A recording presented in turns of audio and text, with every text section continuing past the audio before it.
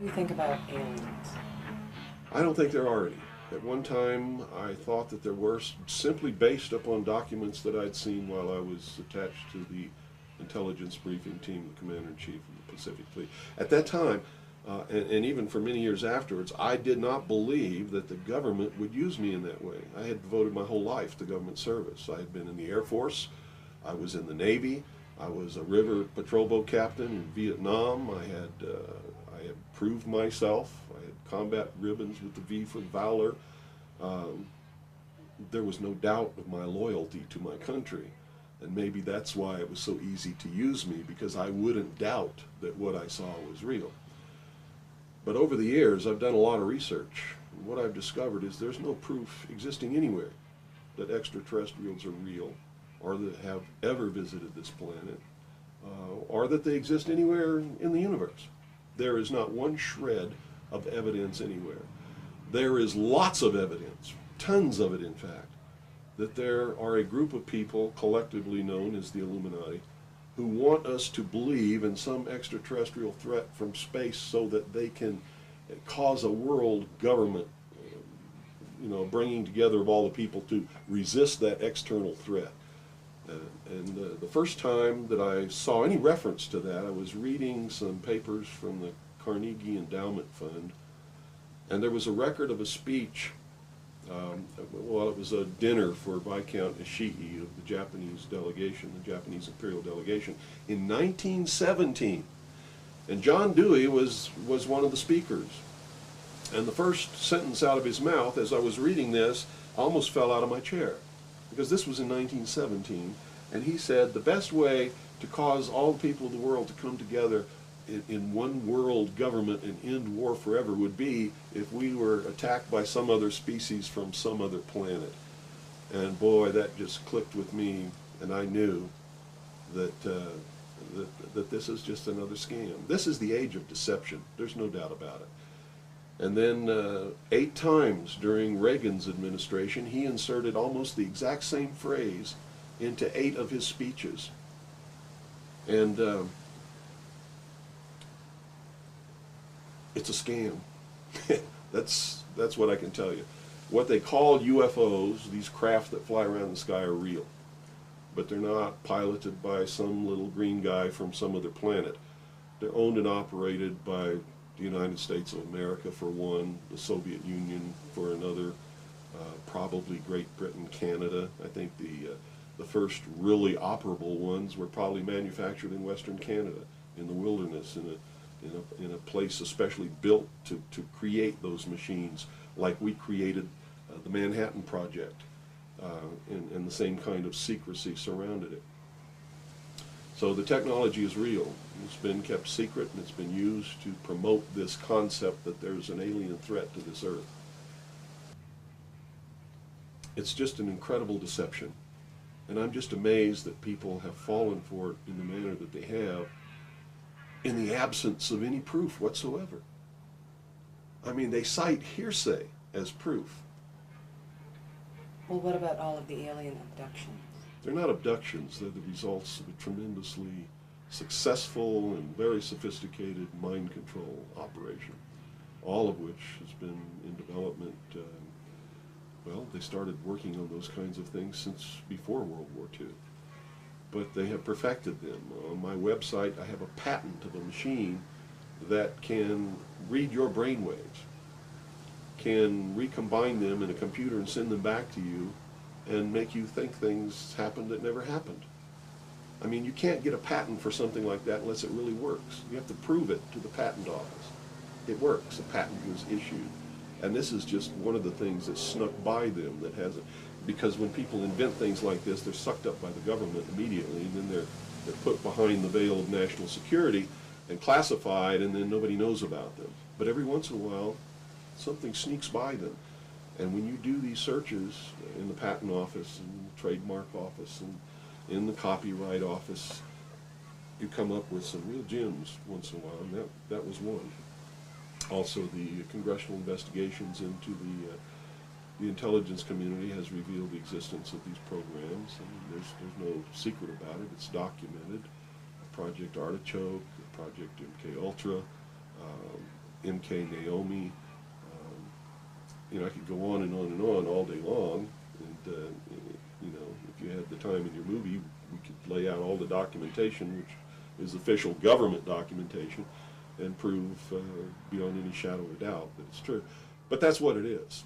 It's not extraterrestrials coming down. The human body cannot pass through walls or roofs, or through windows that are closed. You know, this is all the product of the imagination and people's willingness to believe something because they want it to be true. I don't know why they would want it to be true.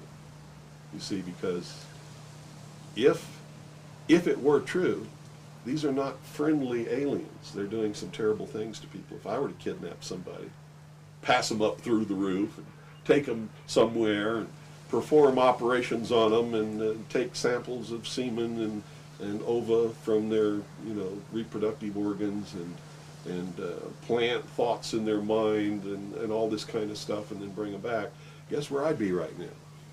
In prison. It's kidnapping. It's criminal. It's a terrible thing.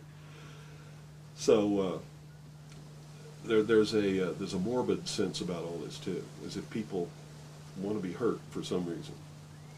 I don't understand that, but that certainly is something that somebody needs to look at. Why do people feel that this needs to be real? What in them says, I want to be abducted and abused and kidnapped and raped and all of this stuff against my will? Because they seem to take some kind of satisfaction that this is happening. And nobody's talking about the fact that this is a terrible thing to happen. If I were to do that to you, you wouldn't be too happy, would you? But somehow it's okay if an alien does it? I don't think so. It's all bullshit. It's a lie. And it's... So where do you feel the hope for America lies? Oh, this is William Cooper, a man who received mainstream attention in 1994 when Rush Limbaugh read an alleged White House memo on the air calling him the most dangerous radio host in America. Maybe that's because his conspiracy classic is the underground bestseller, or perhaps it's because of the increasing popularity of his shortwave radio broadcast, which is also available on the internet. Good evening. You're listening to the Hour of the Time. I'm still William Cooper. This was not an easy interview to net. He was the first person I asked, and after 8,000 miles and 6.5 weeks on the road, just about the last to agree. I guess he wanted to make sure I was serious. Nevertheless, I had to come alone, and I was required to follow clear rules of conduct. Well, at this point, I've done so much research on this. I have to tell you, there's only one way this is going. There's going to be a civil war in this country. And I hope the outcome of the war will be the reinstatement of constitutional Republican government. But whenever you have a war like that, you're going to have competing factions to be the winner. And whoever really has the power in the end is going to institute whatever kind of government they feel should be there. There are people in this country who believe that a religious theology or theocracy should prevail. Well, if that happened, we'd have burnings at the stake again, and inquisitions, and heretics, and all of these kinds of things. So that can't be allowed to happen. Can't be. Doesn't matter what my religion is. It can't be allowed to happen. There are people who want a socialist government, much like the one in Sweden. There are people who want to create in the United States what the Soviet Union had hoped to be. There are real Nazis, all of them socialists. Hitler was a socialist. So I see the future as being tremendously dangerous for all of us. Me and many others like me are going to perform a valiant attempt to reinstate, restore legitimate, lawful, constitutional Republican government. Whether or not we're going to be successful, I can't tell you. But I will tell you that once this war starts, it's going to be terrible, it's going to be bloody, and it'll last for 10 or 15 years. That's the nature of this kind of conflict.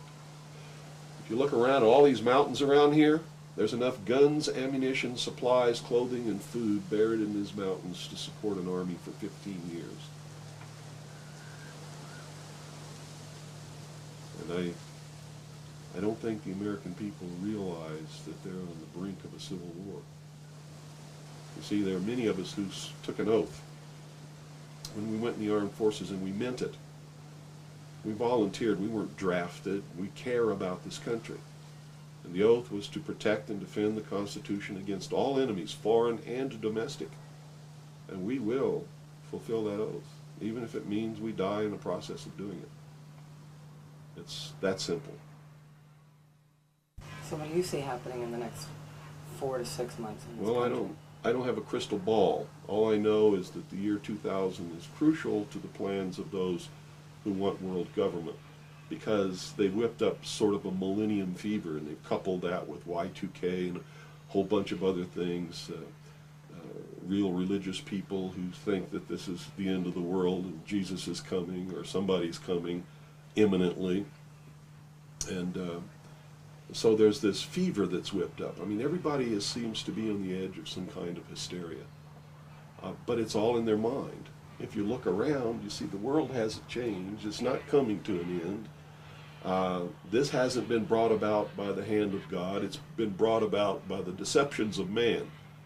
And the quicker people realize that and try and find out who is causing these things to whip up this hysteria, the better off they're going to be.